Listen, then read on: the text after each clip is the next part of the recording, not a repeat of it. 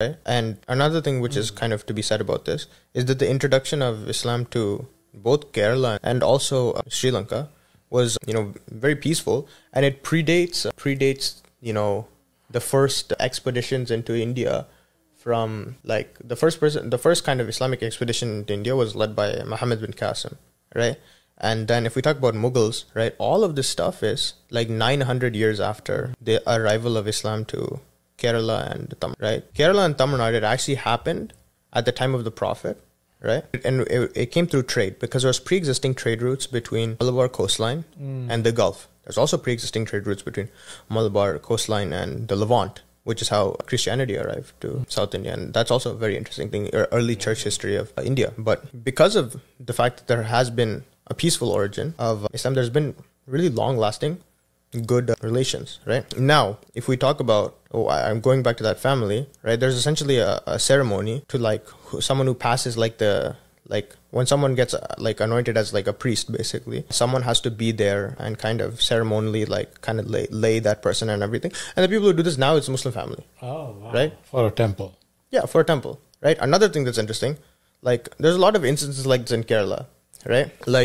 You'll find so many examples of this kind of thing in Kerala that it's not odd or out of the ordinary for me to be telling you about this. So, yeah, and then another thing is, so that's the kind of rhetoric around equating Indians with Muslims, right? No, Indian Muslims with Mughals, right? Yeah.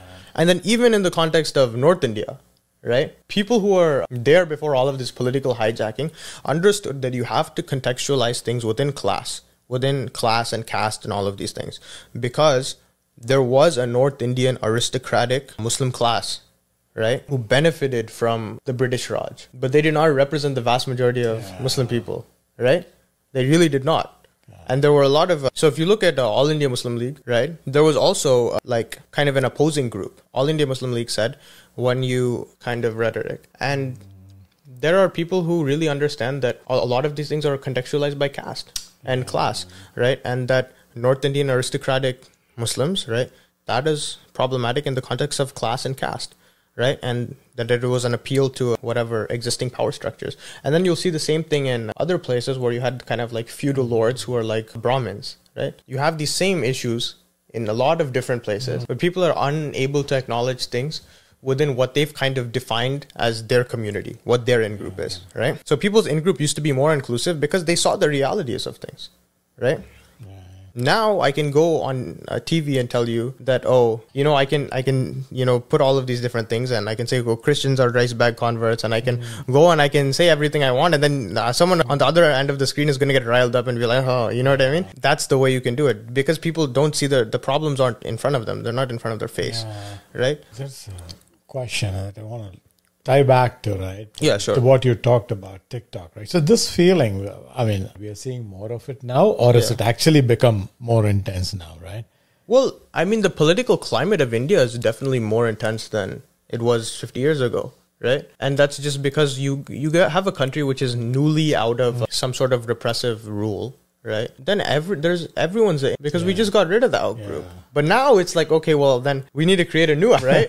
Or else we can't rile people up, right? So that same kind of thing takes place, Put it so in such simple words, but that's exactly it. Create a new out. And there's outgroups like this, like right now how I'm talking about how there's like a lot of religious bigotry among Muslims against Hindus, Hindus against Muslims, Christians against whatever, Sikhs against Hindus, everything, right? And there's another thing where a lot of South Indians will look at this like this is a North Indian issue and like, these guys are all backwards and uneducated and bigoted.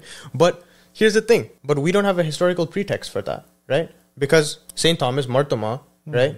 He came to Chennai, right? We have St. Thomas Basilica in Chennai. We have the history of like very early church history. Yeah. Right? Like 72 AD. We have all of these kind of old churches and things like that. And I mean, like it's really interesting, because the way that they interacted with religion, because it came through a peaceful means, was not that it was like this outside thing, right? Because if you look at Goa, you have the Inquisition, and it is a very violent process, right? But in Tamil Nadu, we don't have that, right?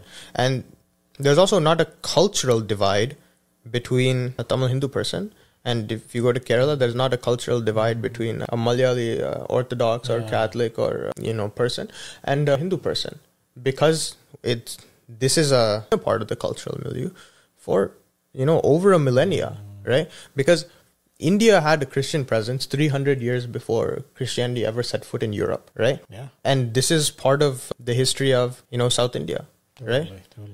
And because of that, there's no notion of Christianity as being a concept which is foreign to. So it's always been a part of that cultural milieu, right?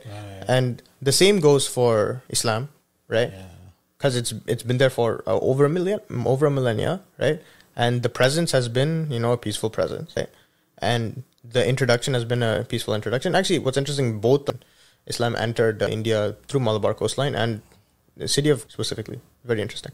Right. But one thing that's kind of interesting about how both of those religions were introduced here, so if you look at the early architecture of mosques and churches in just along Malabar coastline and in Tamil as well, they resemble temples. Oh, okay. Right. And then there's an old church, right? And one of the names for it is Toma Koil, right? Because what are they going to call it, right? Or so... It's interesting because if you look at a lot of the Catholic churches, they'll kind of have Deepam, right? And that's there, right? And then even if you look at kind of the way that religion is interacted with, it's through a lens which is not foreign to, when we're driving around the street, you see those a little kind of, especially southern Tamil Nadu, you'll see it. It's like a little kind of shrine with a statue of Mary in it. Right? This is very, very similar to the Chinna Koyal that you'll see on the street. So the form is very much the same. Similarly. Right? So, and then if you go to a Catholic wedding in Tamil Nadu, they're going to tie a tali. Yeah, right? Catholics are very yeah. I think they consciously, Catholic Church encourages assimilation culture. Yeah, that's true. And also Orthodoxy as well. But it's not just because of that. It's because it's been a part of the cultural and social milieu for so long that it's not why would we, wear European clothes? Because it's not like the introduction of Christianity is European, right? Another thing which is interesting, right, is it's not used as much now, right? But there's a foreign aspect of Christianity and Islam and in North India just due to the fact that your name is different from what someone's preconceived notion of what constitutes an Indian name is, right?